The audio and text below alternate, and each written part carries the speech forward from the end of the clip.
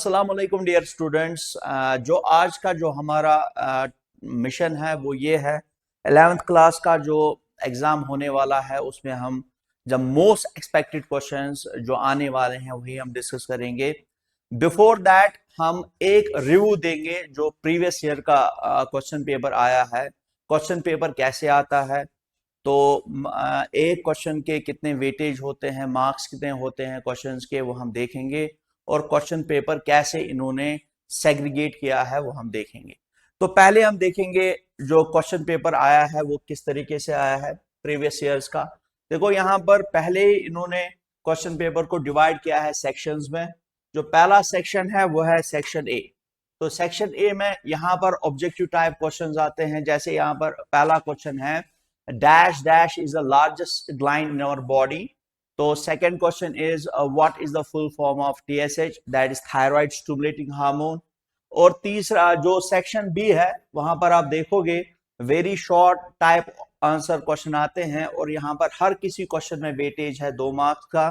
और यहाँ पर जो पहला क्वेश्चन आया है very short answer type question में वो है what is the compound eye, compound eye क्या होता है। एंड फोर्थ क्वेश्चन जो आया है that is what is meant by closed type of circulatory system. And इसमें क्लोज्ड टाइप भी आता है, open type of circulatory system भी आता है। यहाँ पर closed type of circulatory system हमें डिस्कस करना है। ये क्वेश्चन नंबर फोर्थ है इस क्वेश्चन पेपर में। What's the next? Next is the fifth question and list the factors that govern the shape of the cells. कौन से फैक्टर्स है वो शेप ऑफ द सेल्स को डिटरमाइन करते हैं। तो what's the next? Next is a define the hyaline cartilage. It is a question number 6। Hyaline cartilage क्या होता है? That is the section B. Now what is the next section? Next section is the section C. इसमें आते हैं short type questions, short answer type questions. तो पहला question है यहाँ पर question number 7। With respect to ribs explain the following. Tricephalic ribs, tricephalic ribs क्या होता है, ट्रू रिब्स क्या होता है, फ्लोटिंग रिब्स क्या होता है, ये हमें डिस्कस करना है। What's the next? Next is question number 8 that is what's the difference between the mitosis and meiosis. Mitosis और मियोसिस की डिफरेंस कितनी है, और यहां पर ब्रैकेट में लिखा है 3 डिफरेंस हमें बतानी है, माइटोसिस और मियोसिस की डिफरेंस क्या है। What's the next? Next 9 question यहां पर आया है, name the different types of nephridia found in earthworms and what are the functions of the nephridia. Nephridia क्या होता है? Nephridia is the osmoregulatory and excretory organ in the phylum Annelida. Annelida में आता है earthworm, इसमें nephridia होता है। जैसे humans में होता है kidneys, इनमें nephridia होता है जो इनमें osmoregulatory organ है और इनमें excretory organ। Now what is the next? Next is a question number 10th. Question number 10th क्या है? Write a short note on feathers of birds. Birds में जो फेदर्स है उस पे शॉर्ट नोट बनाना है और ये आता है क्लास एव्स में, ये क्लास एव्स में आता है। What's the next? 11th question is write a short note on Dachigam national park.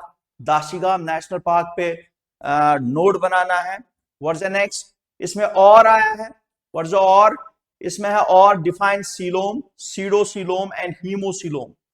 3 सीलोम्स को हमें डिस्कस करना है। दैट मीन्स यहां पर सीलोम को डिस्कस करना है, सीडोसीलोम को डिस्कस करना है और हीमोसीलोम को डिस्कस करना है। What's the next? Next is section D. Section D में 5 मार्क्स होते हैं पर क्वेश्चन के यहाँ पर। तो यहाँ पर जो क्वेश्चन नंबर 12th है लॉन्ग आंसर टाइप क्वेश्चन, वो ये है what are the cause and symptoms and treatment of the cretinism and myxoedema. Myxoedema को हम डुल्स डिजीज भी कहते हैं। इसका सिम्टम क्या है, ट्रीटमेंट क्या है, क्रिटिनिज्म और मिक्सोडीमा का। इसमें और आया है, और क्या है इसमें? Describe the excretory system in humans with label diagram. यहां पर जो आपको पता होगा एक्सक्रीटरी सिस्टम ह्यूमन में क्या होता है, 1 pair of kidneys, 1 pair of ureters, 1 urinary bladder and 1 urethra. उसको with help of a diagram discuss करना है यहाँ पर। What's the next? Question number 13। Question number 13 यहां पर है what's the difference between the SER smooth endoplasm reticulum and RER rough endoplasm reticulum. इनमें difference क्या है ये हमें डिटेल में एक्सप्लेन करना है। तो यहां पर भी आपको डायग्राम बनानी है सो दैट वो जो एग्जामिनर है वो थोड़ा इंप्रेस हो जाए डायग्राम से। What's the next? Next is the define enzymes. Enzymes क्या होते हैं and what are the different properties of enzymes. Enzymes की प्रॉपर्टीज क्या है और एंजाइम्स क्या होते हैं। ये प्रीवियस ईयर क्वेश्चन पेपर है, इसमें सेक्शन 3 होते हैं, section A, section B and section C. तो यहां पर सेक्शन सी में लॉन्ग टाइप क्वेश्चंस थे। तो अब हम अपने जो क्वेश्चंस है, जो मोस्ट एक्सपेक्टेड क्वेश्चंस है जो मैंने डाले हैं 11th के लिए, तो हमने इसको भी डिवाइड किया है 3 हिस्सों में।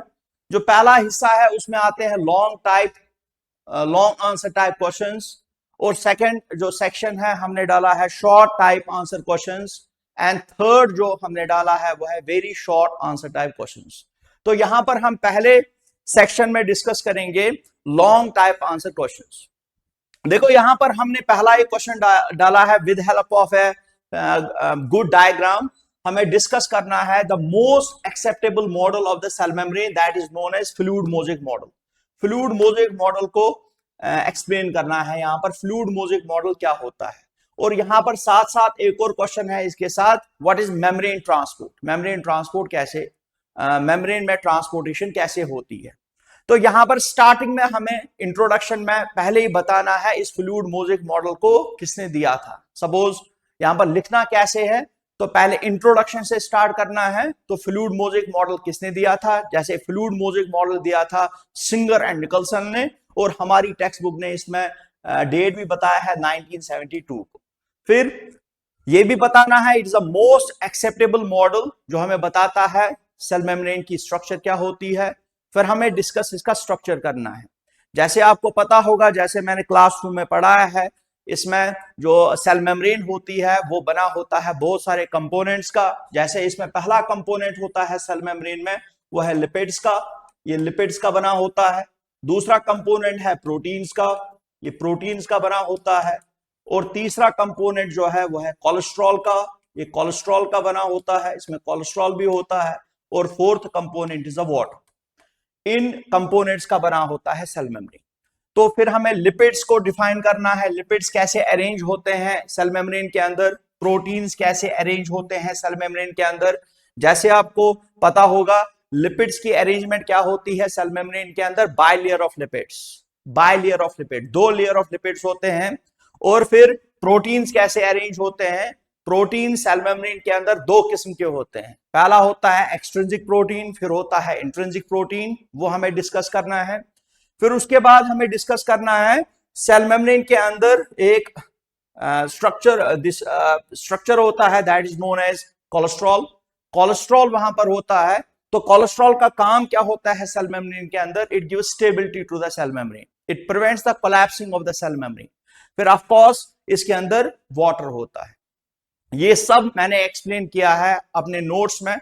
वो नोट्स सिंपल नोट्स है, बेहतरीन नोट्स है वो। अब नेक्स्ट पॉइंट यहां पर है डिस्कस, जो इसका दूसरा पार्ट है इस क्वेश्चन का, वो है मेम्ब्रेन ट्रांसपोर्ट।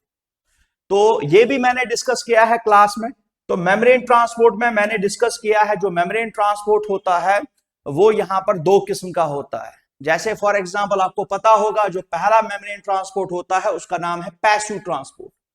पैसिव ट्रांसपोर्ट को हम कहते हैं डाउनहिल ट्रांसपोर्ट, और इसके भी 3 किस्म होते हैं, जैसे ऑस्मोसिस है, जैसे सिंपल डिफ्यूजन है, और तीसरा है फैसिलिटेटेड डिफ्यूजन। ये सब वहां पर एक्सप्लेन करना है। पैसिव ट्रांसपोर्ट के टाइप्स होते हैं, ऑस्मोसिस है, सिंपल डिफ्यूजन है, और फैसिलिटेटेड डिफ्यूजन है, वो वहां पर डिस्कस करना है। दूसरा होता है एक्टिव ट्रांसपोर्ट। एक्टिव ट्रांसपोर्ट को हम अपहिल ट्रांसपोर्ट कहते हैं। और एक्टिव ट्रांसपोर्ट और पैसिव ट्रांसपोर्ट में मेन फर्क क्या है, यहां पर एटीपी रिक्वायरमेंट नहीं होती है, there is no requirement of the ATP. And active transport में एटीपी की रिक्वायरमेंट होती है, एडेनोसिन ट्राइफॉस्फेट यहां पर लगता है, लेकिन पैसिव ट्रांसपोर्ट में दिस एडेनोसिन ट्राइफॉस्फेट नहीं लगता है। और यहां पर भी हमने नोट्स में डिस्कस किया है एक्टिव ट्रांसपोर्ट की। जो सबसे बेहतरीन एग्जाम्पल है वो हमने बताया था वहां पर क्लासरूम के अंदर। Active transport occurs with help of a special type of proteins that is known as pumps. जैसे वहां पर हमने एग्जांपल दी थी सोडियम पोटेशियम पंप्स की। वो डिस्कस यहां पर करना है। ये क्योंकि ये लॉन्ग आंसर टाइप क्वेश्चन है, यहां पर मिनिमम 150 से लेकर 200 वर्ड्स किसी भी हालत में आने चाहिए। What is the next question? अब नेक्स्ट क्वेश्चन क्या है? जो नेक्स्ट क्वेश्चन है वो हमने डिस्कस किया है। मैंने रखा है नेक्स्ट क्वेश्चन। नेक्स्ट क्वेश्चन मैंने रखा है that is the what is the structure of nucleus and what is the structure of the mitochondria. दोनों जो ये स्ट्रक्चर्स होते हैं they are double membrane bound organelles. इनके ऊपर दो दो मेम्ब्रेन्स होती है, और यहां पर भी दो मेम्ब्रेन्स है और यहां पर भी दो मेम्ब्रेन्स है। तो यहां पर इंट्रोडक्शन में पहले हमें इंट्रोडक्शन, जो मैंने इंट्रोडक्शन के नोट्स बताए हैं वहां पर क्लासरूम के अंदर, वो सब लिखना है रिगार्डिंग द, जैसे for example mitochondria they are commonly known as power house of the cell या power plant of the cell because it is a site of the ATP formation. यहां पर एटीपी बनता है, इसको हम power house of the cell कहते हैं। यही से हमें स्टार्ट करना है। दूसरा, न्यूक्लियस को हम कहते हैं brain of the cell because it controls the metabolic activities of the cell.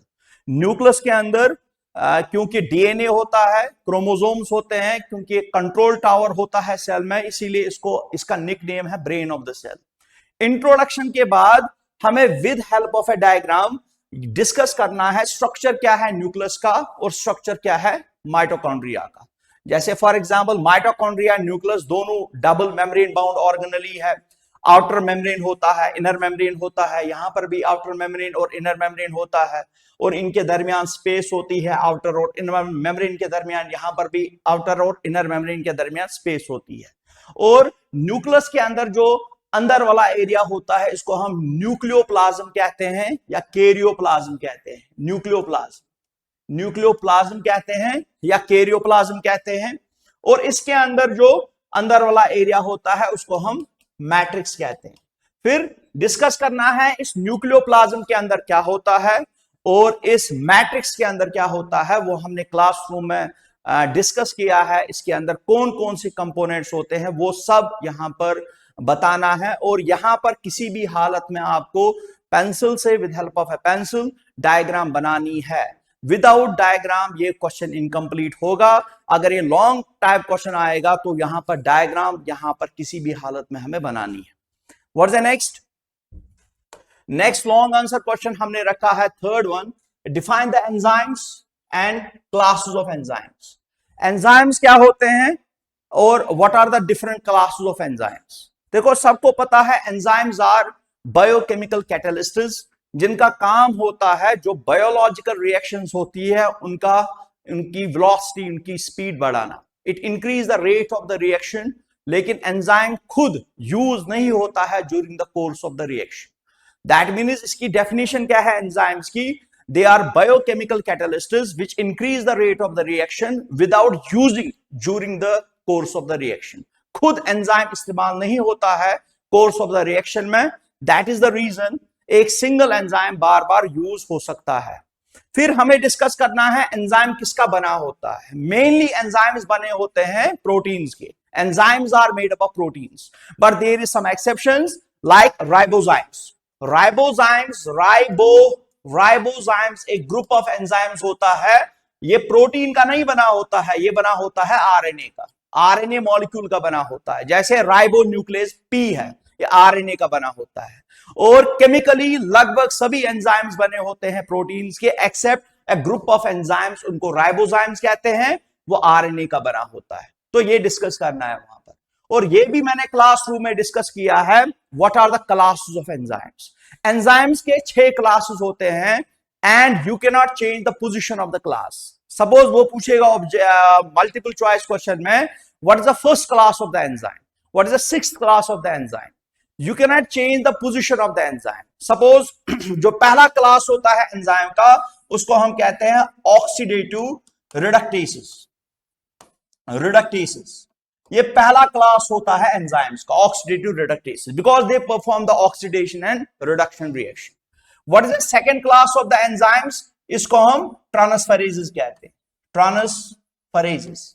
It's a second class of the enzymes. They transfer the functional group from one compound to another compound. What's the next? Third is a hydrolases. ये hydrolases तीसरा class होता है enzymes का. What is the fourth? It is the lyases. Lyases is the fourth class of the enzymes. And what is the fifth class of the enzymes? That is known as isomerases. Isomerases. It is the fifth class of the enzymes. And what is the last sixth class of the enzymes? It is known as ligases.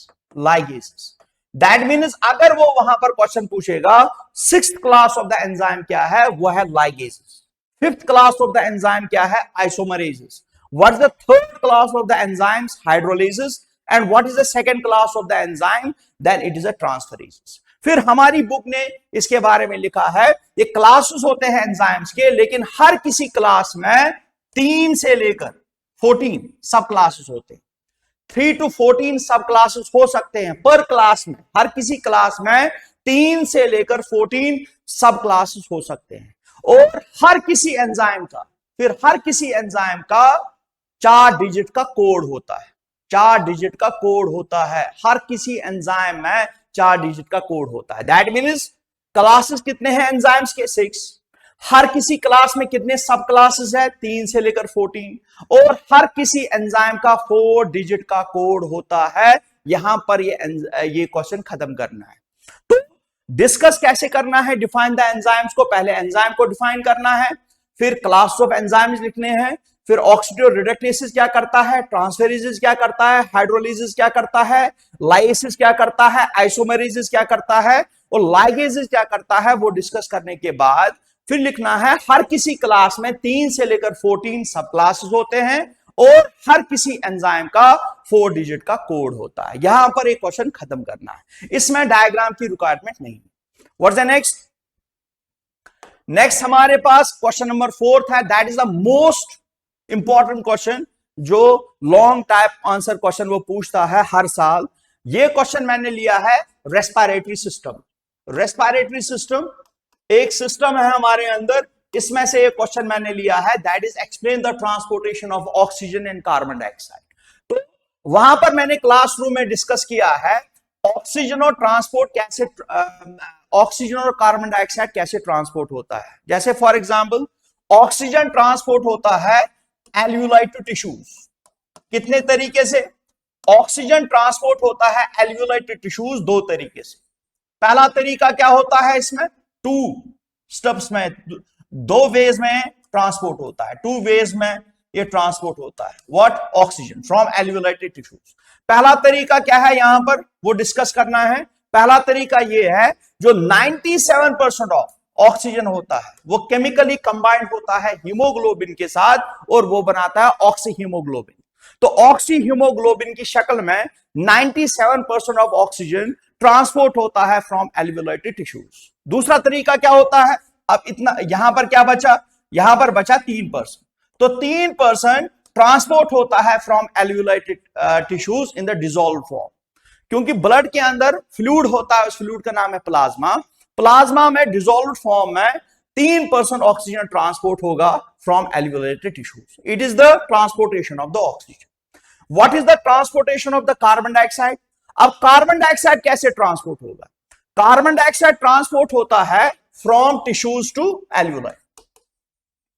ये tissue से जाता है alveoli तक, alveoli तक. अब कितने veg में जाता है? ये भी 3 तरीके से जाता है. 3 तरीके से जाता है फ्रॉम टिश्यूज टू एल्वियोलाई. पहला तरीका क्या होता है? 70% of carbon dioxide, 70% of carbon dioxide transport होता है बाइकार्बोनेट की फॉर्म में. बाइकार्बोनेट की फॉर्म में वहां पर कार्बन डाइऑक्साइड आरबीसी के अंदर जाता है, वाटर के साथ रिएक्शन करता है और बनाता है कार्बोनिक एसिड. फिर कार्बोनिक एसिड कन्वर्ट होता है प्रोटॉन्स और बाइकार्बोनेट आयंस में. इस शक्ल में 70% ऑफ कार्बन डाइऑक्साइड ट्रांसपोर्ट होता है फ्रॉम टिश्यूज टू एल्वियोलाई. अब क्या बचा? 20 से लेकर 25% जो कार्बन डाइऑक्साइड होता है वो किस शक्ल में ट्रांसपोर्ट होता है? वो केमिकली कंबाइन होता है हीमोग्लोबिन के साथ, बनाता है कार्ब अमाइनो हीमोग्लोबिन. ऑक्सीजन जब कंबाइन होता है हीमोग्लोबिन के साथ वो बनाता है ऑक्सी हीमोग्लोबिन. लेकिन यहां पर कार्बन डाइऑक्साइड 20 से लेकर 25% रिएक्ट करता है हीमोग्लोबिन के साथ और बनाता है कार्ब अमाइनो हीमोग्लोबिन। तो कार्ब अमाइनो हीमोग्लोबिन की फॉर्म में 20 से लेकर 25% कार्बन डाइऑक्साइड ट्रांसपोर्ट होता है from tissues to alveoli.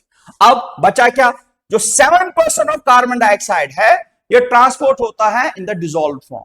Plasma में ये डिसॉल्व फॉर्म में ट्रांसपोर्ट होता है फ्रॉम टिश्यूज टू एल्वुलाई। यहां पर एक क्वेश्चन को खत्म करना है, इसमें डायग्राम की भी रिक्वायरमेंट है।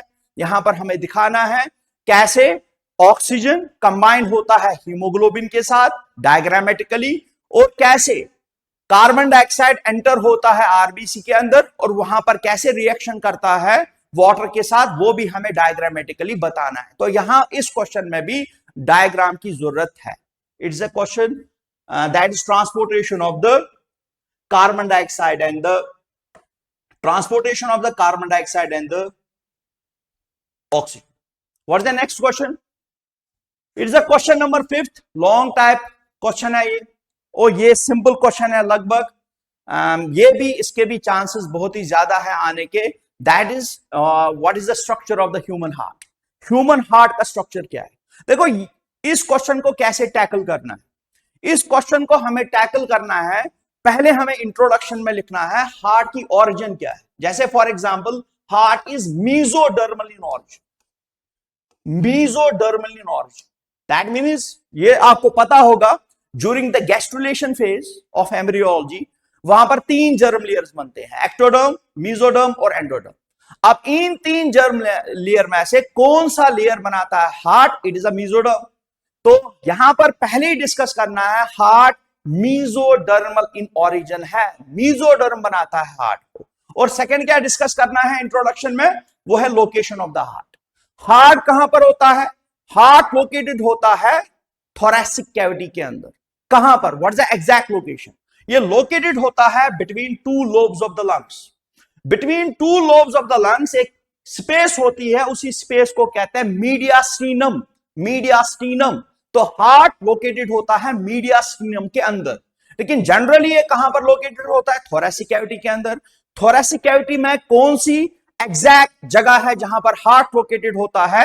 That is known as mediastinum. Mediastinum कौन सी जगह होती है? Between the 2 lobes of the lungs, जहां पर छोटी सी स्पेस होती है, उसी स्पेस के अंदर हार्ट लोकेटेड होता है। और यह भी आपको पता होगा जो हार्ट का एपेक्स होता है, it is slightly tilted towards the left side. कहां पर? इन ए कार्डियक नॉच। ये जो left lobe of the lung होता है ये एक डिप्रेशन बनाता है, उसी डिप्रेशन को हम कहते हैं कार्डियक नॉच। इसी कार्डियक नॉच के अंदर apex of the heart located होता है। आफ्टर दिस जब आप ये लिखोगे फिर हमें डिस्कस करना है स्ट्रक्चर ऑफ द हार्ट क्या है। ये तो आपको पता होगा लोअर क्लासेस में भी, हार्ट जो होता है ह्यूमन हार्ट वो 4 चैम्बर्ड होता है। अपर जो पोर्शन होता है हार्ट का उसको एट्रिया कहते हैं, और जो लोअर पोर्शन होता है हार्ट का उसको वेंट्रिकल्स कहते हैं। तो यहां पर 2 एट्रिया होते हैं और 2 वेंट्रिकल्स होते हैं। जैसे फॉर एग्जांपल राइट एट्रिया होता है, लेफ्ट एट्रिया होता है, उसको डिस्कस करना है। और यहां पर राइट वेंट्रिकल होता है, लेफ्ट वेंट्रिकल होता है, उसको डिस्कस करना है।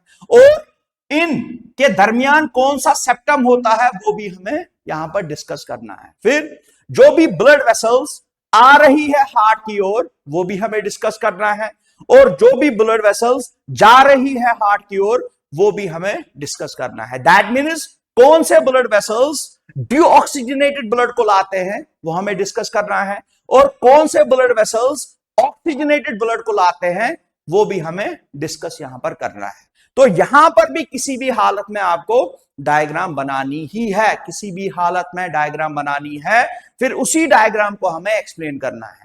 और यहां पर आप किसी को आदत होती है वो बाद में डायग्राम बनाता है, it is not a good tactics.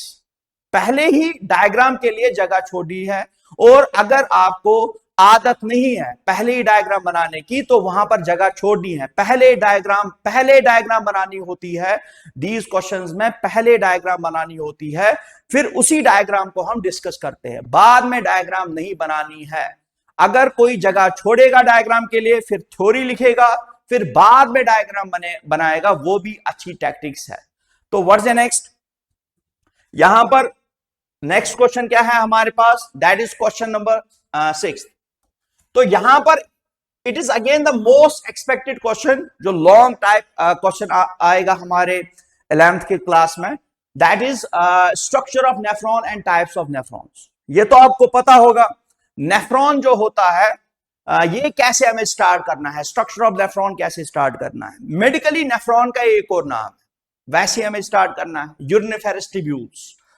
Nephrons का दूसरा नाम होता है मेडिकली यूरिनिफेरस ट्यूब्यूल्स। और एक किडनी के अंदर 10 लाख नेफ्रॉन्स होते हैं। What are nephrons? They are actually filters, जो ब्लड को फिल्टर करते हैं, ब्लड में से टॉक्सिक सब्सटेंस को बाहर निकालते हैं।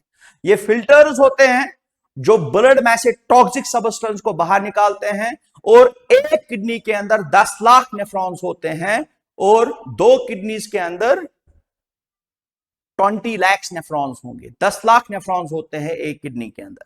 और ये जो एक नेफ्रॉन होता है ये बना होता है 2 कंपोनेंट्स का। ये जो एक नेफ्रॉन होता है ये बना होता है 2 कंपोनेंट्स का।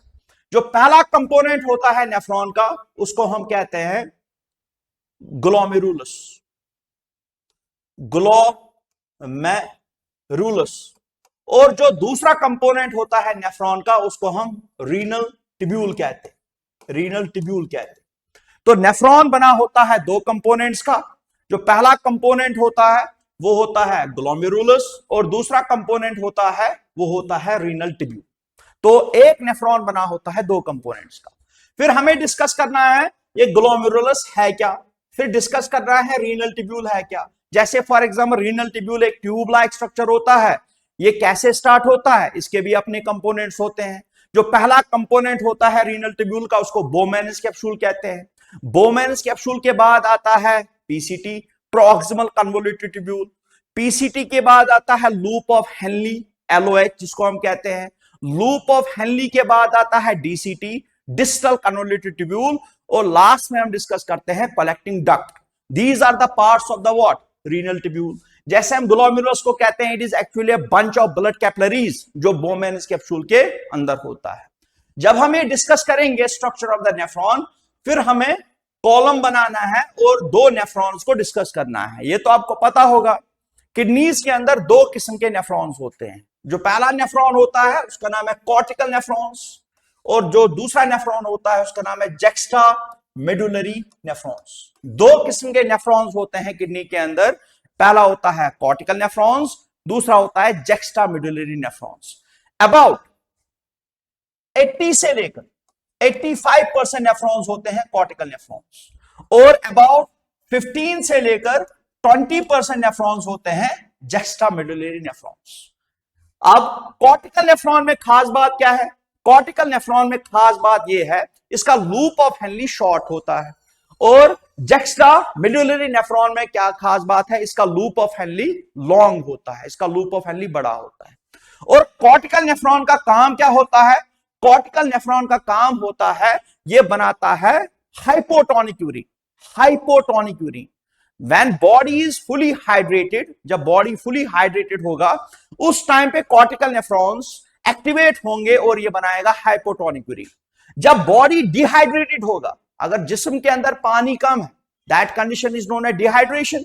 उस टाइम पे जो जेक्स्ट्रा मेडुलरी नेफ्रॉन है ये एक्टिवेट होगा और जेक्स्ट्रा मेडुलरी नेफ्रॉन क्या करेगा? ये बनाएगा हाइपरटोनिक यूरिन जिसका दूसरा नाम है कंसंट्रेटेड यूरिन। तो डिस्कस क्या करना है इस क्वेश्चन में? स्ट्रक्चर ऑफ नेफ्रॉन को डिस्कस करने के लिए आपको क्या करना है, यहां पर डायग्राम किसी भी हालत में बनानी है। डायग्राम की क्या किसकी डायग्राम बनानी है? हमें डायग्राम बनानी है नेफ्रॉन की।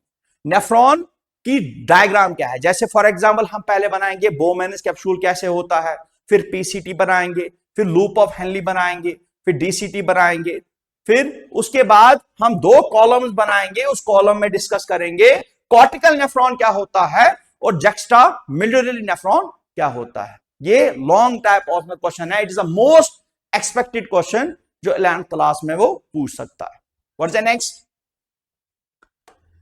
देखो जो नेक्स्ट क्वेश्चन है ये भी इसी सिस्टम से मैंने लिया है। ये जो सिस्टम हम डिस्कस करने जा रहे थे it is known as excretory system.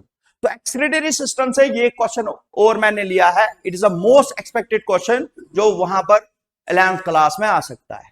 ये क्वेश्चन क्या है, what is the mechanism for the formation of the hypertonic urine और कंसंट्रेटेड यूरिन। हाइपरटोनिक यूरिन और कंसंट्रेटेड यूरिन कैसे बनता है, नेफ्रॉन कैसे बनाता है हाइपरटोनिक यूरिन और कंसंट्रेटेड यूरिन, इसको हम कहते हैं व्हाट, इसका नाम है दूसरा काउंटर करंट मैकेनिज्म। इसको काउंटर करंट मैकेनिज्म भी कहते हैं। That means counter current mechanism की वजह से जो नेफ्रॉन्स होते हैं, कौन से नेफ्रॉन्स, जुक्स्टामेडुलरी नेफ्रॉन्स, वो कैसे बनाते हैं हाइपरटोनिक यूरिन, उस मैकेनिज्म को हम कहते हैं काउंटर करंट मैकेनिज्म। अब ये क्वेश्चन हम कैसे एक्सप्लेन करेंगे, पहले हमें बताना है क्या ये काउंटर करंट मैकेनिज्म सभी एनिमल्स के ऊपर एप्लीकेबल है, नहीं। It is a characteristic feature of the mammals. ये खाली मैमल्स में होता है काउंटर करंट मैकेनिज्म, तो ये मैमल्स में होगा। और काउंटर करंट मैकेनिज्म में कौन से नेफ्रॉन्स किडनीज के अंदर एक्टिवेट होंगे, it is not a cortical nephron जो एक्टिवेट होंगे, कौन से नेफ्रॉन्स एक्टिवेट होंगे किडनी के अंदर, that is known as juxtamedullary nephrons, वो हाइपरटोनिक यूरिन बनाएंगे। और फिर हमें डिस्कस करना है काउंटर करंट मैकेनिज्म जो है वो 2 स्टेप्स में कंप्लीट होता है।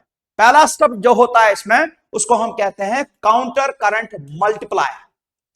तो काउंटर करंट मल्टीप्लायर क्या होता है वो हमने नोट्स में डिस्कस किया है, what is a counter current multiplier. और दूसरा मैकेनिज्म होता है that is known as counter current exchanger. तो काउंटर करंट एक्सचेंजर और काउंटर करंट मल्टीप्लायर, ये 2 स्टेप जब होंगे तो नेफ्रॉन बनाएगा हाइपरटोनिक यूरिन। और इसमें यह भी डिस्कस करना है, इसमें जो ascending limb of the loop of Henle होता है, descending limb of the loop of Henle होता है, और ascending limb of the vasa recta होता है, और descending limb of the vasa recta होता है, that plays a crucial role. That means ascending limb of loop of Henle, descending limb of loop of Henle और ascending limb of vasa recta, descending limb of vasa रेक्टा, यही बनाता है hypertonic urine. ये play करते हैं crucial role for the formation of the hypertonic urine. That is question number 7. It is a long type answer question. What is the next, and it is the most important question जो 11th class में आपसे पूछा जाएगा। That long type answer question is what is the mechanism of muscle contraction. Muscle कैसे contract करता है, तो ये भी हमने क्लासरूम में अच्छे से डिस्कस किया है। तो इसको हम कैसे स्टार्ट करेंगे, देखो अगर आपने नोट्स अच्छे से बनाए हैं तो वहां पर हमने इसमें एक थ्योरी दी है, that theory is known as sliding filament theory. Sliding filament theory. That means इसमें जो अगर वहां पर क्वेश्चन आएगा mechanism of muscle contraction, it is nothing but it is a sliding filament theory. And that means sliding filament theory is the most acceptable theory which explains the contraction of muscle as well as relaxation of muscle. Muscle कैसे contract करता है, muscle कैसे relax करता है, इसके लिए जो सबसे बेहतरीन थ्योरी है वो है sliding filament theory। ये बेहतरीन थ्योरी है, इसी थ्योरी को हमें एक्सप्लेन करना है। इसी थ्योरी की वजह से हम एक्सप्लेन करेंगे मसल कैसे कंट्रैक्ट होता है। जैसे फॉर एग्जाम्पल हमें पहला स्टेप लिखना है contraction of the muscles. Contraction of the muscles में सबसे इंपॉर्टेंट चीज क्या है, जो सेंट्रल नर्वस सिस्टम से मोटर न्यूरॉन निकलेगा वो मैसेज देगा कहां पर, मसल फाइबर को, और वो वहां पर जनरेट करेगा एक्शन पोटेंशियल। उसी एक्शन पोटेंशियल की वजह से, उसी एक्शन को पोटेंशियल की वजह से मेम्ब्रेन जो होती है मसल की, जिसका नाम है सार्कोलीमा, वो एक्साइट होगी और वो एक्शन पोटेंशियल चला जाएगा सार्कोप्लाज्मिक रेटिकुलम में, और वो सार्कोप्लाज्मिक रेटिकुलम एक्टिवेट होगा और वो रिलीज करेगा calcium ions. That is the reason वहां calcium ion is essential for the contraction of the muscles, because calcium ions की वजह से मसल कंट्रैक्ट होती है। Without calcium ions muscle contraction नहीं होगी। तो यहां पर अगर हमें मसल कंट्रैक्शन को एक्सप्लेन करना है तो कहां से स्टार्ट करना है, यहां स्टार्ट करना है मोटर न्यूरॉन से। मोटर न्यूरॉन जा रहा है मसल फाइबर में, वहां पर जनरेट कर रहा है एक्शन पोटेंशियल। एक्शन पोटेंशियल पहुंचेगा सार्कोप्लाज्मिक रेटिकुलम में, सार्कोप्लाज्मिक रेटिकुलम रिलीज करेगा calcium ions, calcium ion bind होगा कैल्शियम रिसेप्टर से, फिर वहां पर अल्टीमेटली मसल कंट्रैक्ट होगा। और इसका उल्टा है रिलैक्सेशन ऑफ द मसल्स, वो भी हमने क्लासरूम में डिस्कस किया है। तो अगर आपको मसल कंट्रैक्शन के ऊपर कंट्रोल रखना है तो आपको जो पहला स्टेप है मसल कंट्रैक्शन में, मसल कैसे कंट्रैक्ट होती है, उसी का लगभग रिवर्स है relaxation of the muscles. Muscles कैसे रिलैक्स होती है। तो ये इंपॉर्टेंट क्वेश्चन है, mechanism of muscle contraction. What's the next question is what is the mechanism of generation and conduction of neuro impulse. Neuro impulse कैसे generate होती है, और ये भी इंपॉर्टेंट क्वेश्चन है, लॉन्ग टाइप आंसर क्वेश्चन है ये, कैसे न्यूरो इंपल्स जनरेट होती है। देखो न्यूरो इंपल्स को जनरेट, इस क्वेश्चन को आंसर देने के लिए हमें इसका पहला इंट्रोडक्शन का पोर्शन है, हमें पहले डिस्कस करना है न्यूरॉन के सेल मेम्ब्रेन में कितने किस्म के चैनल्स होते हैं जिसकी वजह से न्यूरो इंपल्स जनरेट होती है। जैसे फॉर एग्जांपल जो एक्सोलीमा होता है, जो मेम्ब्रेन होती है न्यूरॉन्स की, उसके अंदर 3 किस्म के चैनल्स होते हैं जिसकी वजह से न्यूरो इंपल्स जनरेट होती है। पहली चैनल्स होती है open channels, open channels, open channels. दूसरी जो चैनल्स होती है एक्सोलीमा के अंदर जिसकी वजह से generation and conduction of the neuro impulse होती है, उन चैनल्स का नाम है voltage gated channels, voltage gated channels. और ये वोल्टेज गेटेड चैनल्स 2 किस्म के होते हैं, पहला होता है सोडियम वोल्टेज गेटेड चैनल्स और दूसरा होता है potassium voltage gated channels, voltage gated channels. और सबसे इंपॉर्टेंट जो तीसरी चैनल्स होती है that is known as sodium potassium pumps, sodium potassium pumps. और इन 3 चैनल्स की वजह से generation of the neuro impulse होती है। और न्यूरो इंपल्स जनरेट होता है, ये हम डिस्कस करते हैं, ये मैंने क्लासरूम में डिस्कस किया है। जब भी आपको ये क्वेश्चन आएगा इसको कैसे टैकल करना है। न्यूरो इंपल्स जनरेट होती है 3 स्टेप्स में।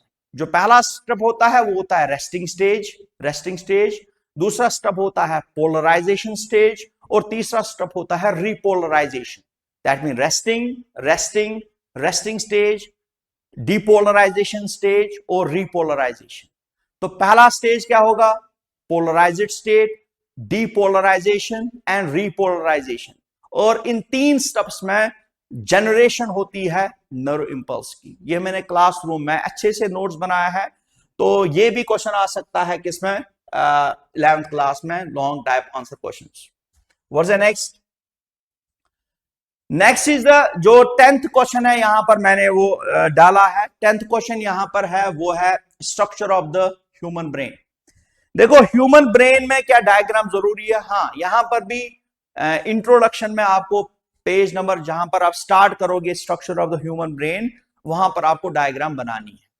तो यहां पर आप पहले ही डायग्राम बनाओगे, या तो उसके लिए जगह छोड़ोगे स्ट्रक्चर ऑफ द ब्रेन के लिए, फिर बाद में इसकी थ्योरी लिखोगे। जैसे for example structure of the brain को कैसे स्टार्ट करना है, तो स्ट्रक्चर ऑफ द ब्रेन को इंट्रोडक्शन का पोर्शन है, फिर हम ब्रेन को डिवाइड करते हैं हिस्सों में।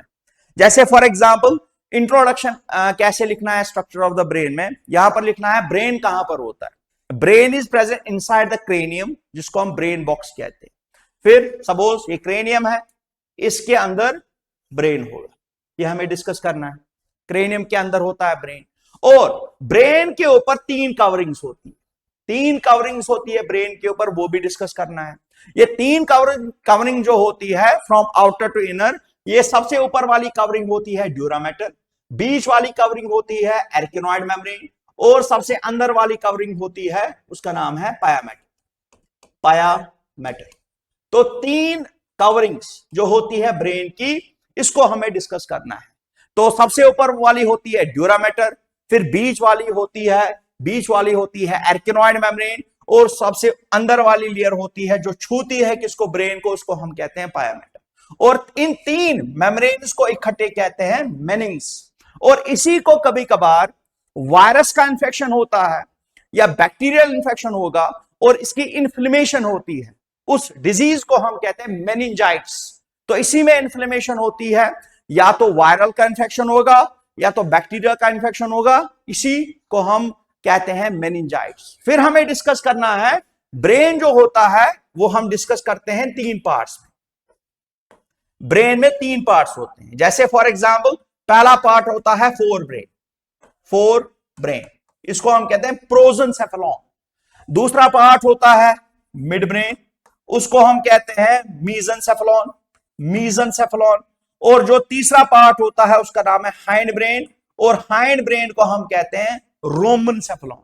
फिर एक एक करके डिस्कस करना है, क्योंकि ये लॉन्ग टाइप आंसर क्वेश्चन है। यहां पर एक एक करके जो मैंने क्लासरूम में बताया है फोर ब्रेन में कौन कौन से इंपॉर्टेंट पॉइंट्स है वो डिस्कस करने हैं।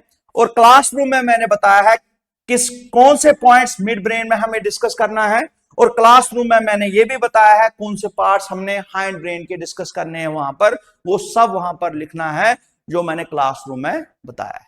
तो ये है नेक्स्ट, ये था long type answer question. Next, अब यहां पर एक और क्वेश्चन आता है। वो क्वेश्चन क्या है? वो क्वेश्चन है mechanism of hormone action. Hormone कैसे काम करता है? What is the mechanism of action of hormone? Hormone कैसे काम करता है? देखो, इस क्वेश्चन को कैसे हम पहले एक्सप्लेन करेंगे। इस क्वेश्चन को एक्सप्लेन करने के लिए हमें पहले डिस्कस करना है हार्मोन्स क्या होते हैं। What are hormones? हार्मोन्स, देखो according to a text book hormones की दो डेफिनेशन, एक तो है classical definition of the hormones, classically hormones कौन होते हैं, और दूसरा है modern definition of the hormones. मैंने क्लासरूम में डिस्कस किया है classical definition of the hormones क्या होता है। जैसे फॉर एग्जांपल हार्मोन को कौन बनाएगा? हार्मोन को बनाता है एंडोक्राइन ग्लैंड्स, और ये कहां पर जाता है? ब्लड में, और ब्लड इसको ले जाता है टारगेट सेल्स में। It's a classical definition of the hormones.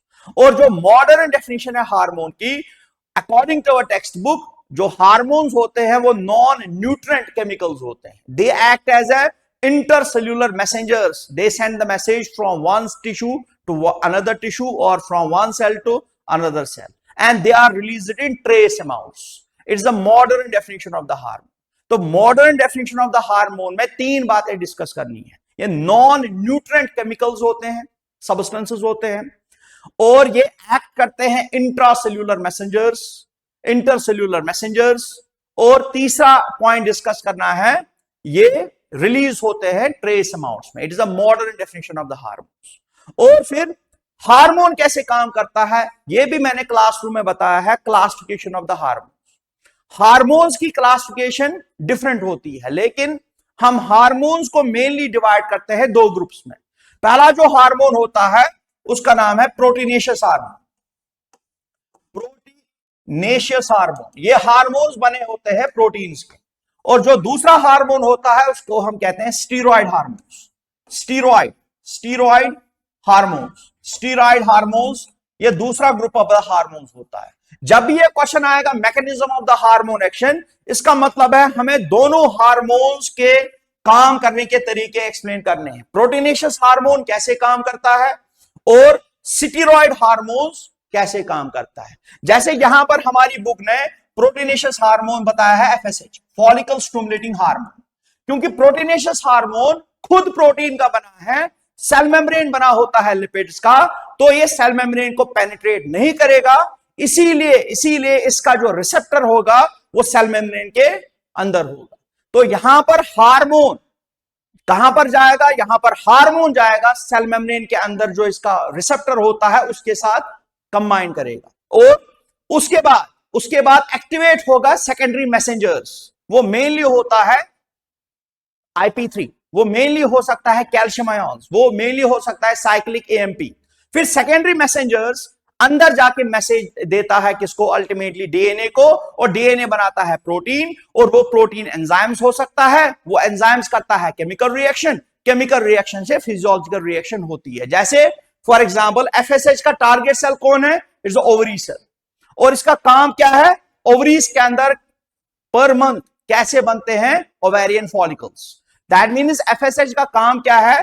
Ovaries के अंदर ओवेरियन फॉलिकल्स को बनाना। अगर ये एफएसएच नहीं निकला तो ओवरीज के अंदर ओवेरियन फॉलिकल्स नहीं बनेंगे। जैसे प्राइमरी फॉलिकल है, सेकेंडरी फॉलिकल है, टेरिशरी फॉलिकल है, ग्राफिन फॉलिकल है, ये ओवरीज के अंदर नहीं बनेंगे अगर एफएसएच नहीं निकलेगा। तो प्रोटीनेशियस हार्मोन में सबसे इंपॉर्टेंट चीज क्या है? यहां पर सेकेंडरी मैसेंजर प्रेजेंट होता है। What's the next? Steroid hormone.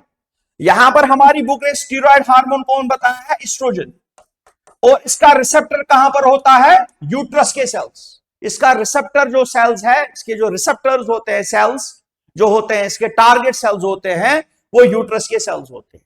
अब एस्ट्रोजन खुद फैट का बना है, वहां पर सेल मेम्ब्रेन भी फैट की बनी है। दैट इज द रीजन ये खुद सेल के अंदर जाता है एस्ट्रोजन। इसका मतलब है यहां पर जो रिसेप्टर है वो सेल मेम्ब्रेन के अंदर नहीं होगा। इसका रिसेप्टर एस्ट्रोजन का रिसेप्टर मेनली होता है यूट्रस सेल्स के न्यूक्लियस के अंदर, और यहां पर सेकेंडरी मैसेंजर नहीं बनता है। स्टीरॉयड हार्मोन में सेकेंडरी मैसेंजर नहीं बनेगा, तो प्रोटीनेशियस हार्मोन में सेकेंडरी मैसेंजर बनेगा, स्टीरॉयड हार्मोन में सेकेंडरी मैसेंजर नहीं बनेगा।